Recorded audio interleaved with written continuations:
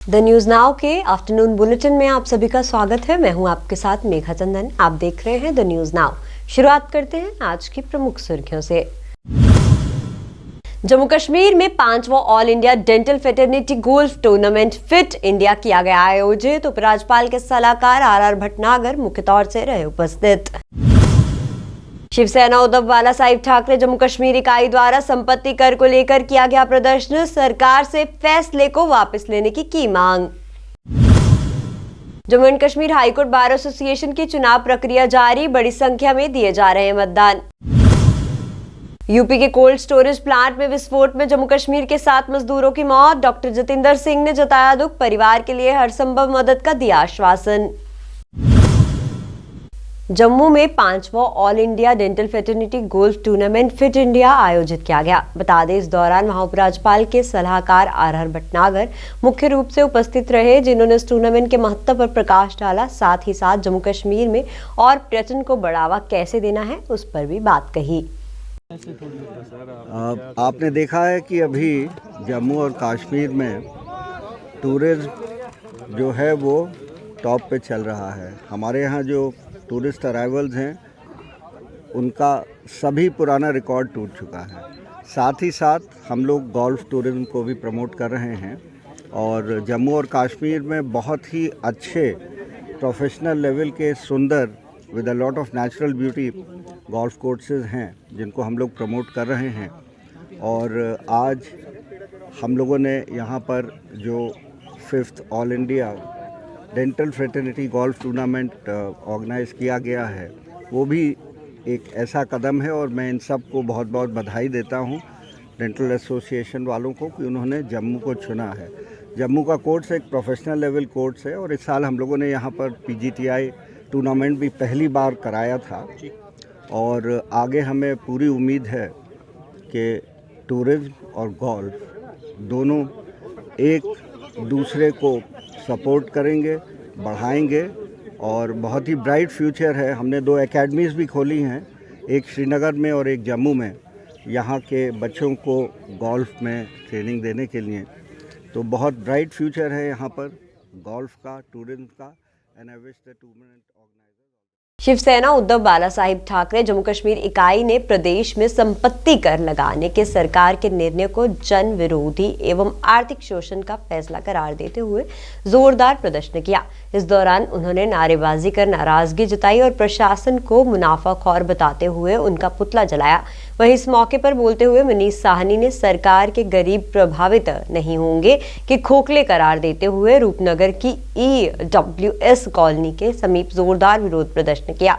साहनी ने कहा कि वे जम्मू के लोअर रूपनगर की आर्थिक रूप से कमजोर EWS वर्ग की कॉलोनी में यहां हर प्लॉट 1100 से 1250 वर्ग फीट का है, जिन पर संपत्ति कर का बोझ पड़ेगा। इसलिए सरकार को इस फैसले को फिर से सोचना चाहिए। के खिलाफ में आज हमारा यहाँ पर विरोध प्रदर्शन है और प्रशासन जो मुनाफाखोर बन चुका है इस समय, उसका पुतला भी यहाँ पर फूंका जाएगा। देखिए, प्रशासन लगातार जो है ये दावे किए जा रहे हैं कि आम जनता पर इस टैक्स से जो है प्रभावित होने नहीं जा रहे। आज का हमारा जो प्रदर्शन है वो लोअर रूपनगर की EWS कॉलोनी के अंदर है। मैं बता दूं आपको, EWS वो कॉलोनी है जिसको इकोनॉमिकल वीकर सेक्शन की कॉलोनी कहा जाता है और प्रशासन जम्मू कश्मीर सरकार ने ये जो है JDA ने ये कॉलोनी आवंटित की है। यहाँ पर भी हर प्लॉट जो है वो 1100 से लेकर 1200 स्क्वायर फीट का है। तो प्रशासन का ये दावा कि गरीबों पर टैक्स नहीं लगेगा, अमीरों पर टैक्स नहीं लगेगा, ये पूरी तरह से खोखला है।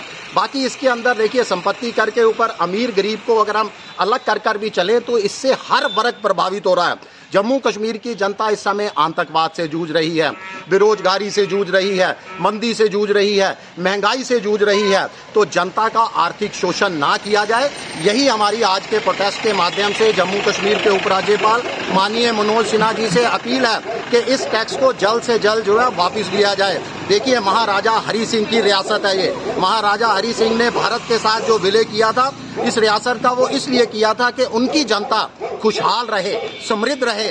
आज वो जहां पर भी होंगे बहुत दुखी हो रहे होंगे जम्मू कश्मीर के रियासत के लोगों की दुर्दशा को देख के, उनकी दयनीय स्थिति को देखकर। उत्तर प्रदेश के मेरठ में दोराला इलाके में एक कोल्ड स्टोरेज प्लांट में कंप्रेसर फटने से जम्मू कश्मीर के कम से कम 7 श्रमिकों की मौत हो गई है।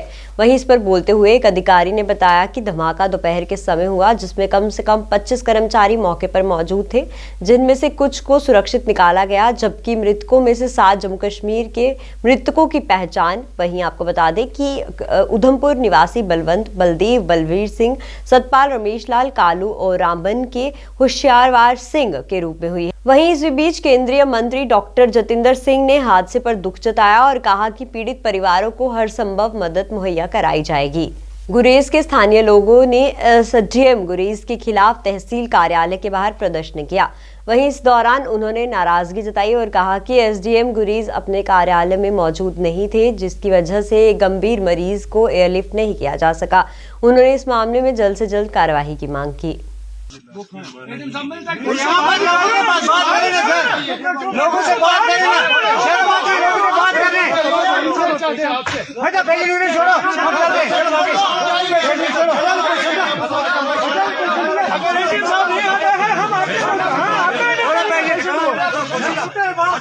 चेहरा दिखाओ अपना सामने, उसको चेहरा दिखाओ।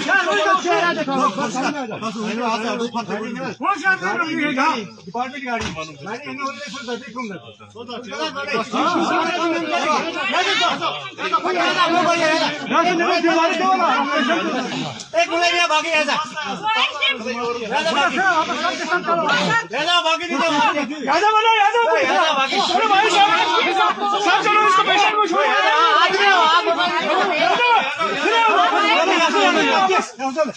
पेशेंट हमारा है, उसको दवाई करे या कुछ करे।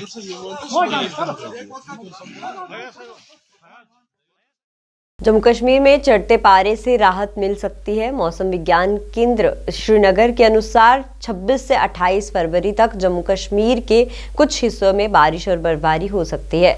इसके कश्मीर में अधिक प्रभाव रहेगा। मौजूदा मौसम के साफ रहने के कारण अधिकांश जिलों में दिन का तापमान सामान्य से 7 से 10 डिग्री ऊपर चल रहा है। Anganwadi workers and helpers association Udhampur द्वारा सरकार के खिलाफ नाराजगी जताई गई। बता दें, इस अवसर पर बोलते हुए उन्होंने कहा कि पुराने आदेश पर सरकार द्वारा अभी तक कोई विचार विमर्श नहीं किया गया है और नए आदेश जारी किए जा रहे हैं, जिसका वे विरोध करते हैं। इसके जिम्मेदार सरकार ही होगी। उन्होंने कहा कि वे प्रदर्शन कर सकते हैं।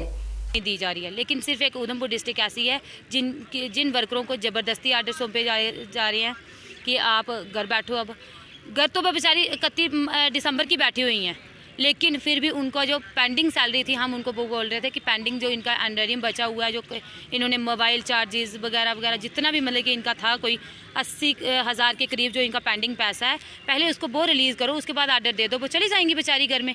ऐसे वो खाली हाथ कैसे जाएं घर में?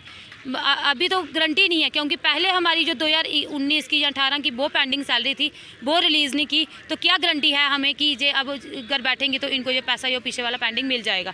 उसके बाद एक और न्यू ऑर्डर इन्होंने जो कल का लॉन्च किया हुआ है, वो हर CDPO ऑफिस से निकला हुआ है कि एक सेंटर के मतलब कि एक वर्कर को 2-2 सेंटरों का काम करना है।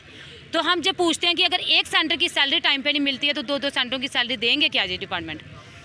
हम डिपार्टमेंट से ये पूछना चाहते हैं कि अगर जे आर्डर गवर्नमेंट का है तो हमें उसकी हार्ड कॉपी दी जाए कि वहाँ पे एक सेंटर को दूसरे सेंटर के साथ अटैच किया गया है, तो आपको इसका काम मजबूरन करना पड़ेगा। तो हम करने के लिए तैयार हैं, लेकिन तब तक हम काम कुछ नहीं करेंगे जब तक हमें गवर्नमेंट का आर्डर नहीं है तो, और साथ में हमें टाइम टू टाइम सैलरी नहीं मिलेगी। तो हम जो काम को बाइकाट करते हैं। कोई भी हमारी वर्कर्स इस काम करने के लिए एग्री नहीं है, तो इसको काम को हम बाइकाट करते हैं। और ऑफिस वालों को ये मतलब कि बार बार कह रहे हैं कि ऐसे आर्डर पे आर्डर मत थोपो। वर्करें जब पूरी बाहर आ जाएंगी आपको भी मुश्किल हो जाएगी काम करना। जो कर रही हैं वो भी नहीं करेंगी। Thank you. कश्मीर का मुगल रोड अभी भी बंद है, जिससे स्थानीय लोगों को परेशानियां हो रही हैं और वहीं सड़क मार्ग पर वाहनों की आवाजाही भी बंद होने के कारण पर्यटन पर भी काफी ज्यादा प्रभाव पड़ता नजर आ रहा है। सही बात है। देखो आप 3 दिन हो गए, आज उसमें डेड बॉडी 3-4 थे, 3 दिन से वो फंसे हुए हैं। ये तो बिल्कुल आसान है। आप गवर्नमेंट इस पर काम नहीं कर रही है। हमें डी साहब से भी इतना है, गवर्नर साहब से भी, तो अगर जल्दी खोल दें। इसमें बर्फ़ तो उतनी है नहीं। हीरपुर में लगभग 3 किलोमीटर में बर्फ़ है, फिर आगे बिल्कुल बर्फ़ नहीं है। अगर ये कितने आसान हो जाएगी इस वक्त लोगों को भी। वो रोड तो रोज़ बंद रहता है, 3-4 दिन के लिए बंद रहता है। ये तो गवर्नर से भी हमें अपील करते हैं, DC साहब से भी, कि जल्दी जल्दी इसमें काम लगना चाहिए। जी देखिए, अब रिलेटिव हमारे वहाँ पे वहाँ के यहाँ पे 10-10 दिन 15-15 दिन वेट करना पड़ता है। इस वक्त 1000 1200 1500 वहाँ से किराया लेता है। ये तो बिल्कुल हमारा शार्ट है। अगर ये रास्ता खुल जाए, वहाँ के रिश्तेदार यहाँ बंद हुए, हमारे रिलेटिव उधर बंद हुए, वहाँ से उनको जम्मू से आना पड़ता है, तो बहुत खर्चा उठाना पड़ता है। अगर ये रोड खुल जाए, ये तो बिल्कुल आसान है। आप क्या चाहते हैं? बिल्कुल हम डी साहब से भी कहना चाहते हैं, गवर्नर साहब से भी कहना चाहते हैं, क्योंकि इस पर जल्दी काम लगना चाहिए। द न्यूज़ नाउ के आफ्टरनून बुलेटिन में फिलहाल इतना ही। आप देखते रहिए द न्यूज़ नाउ। नमस्कार।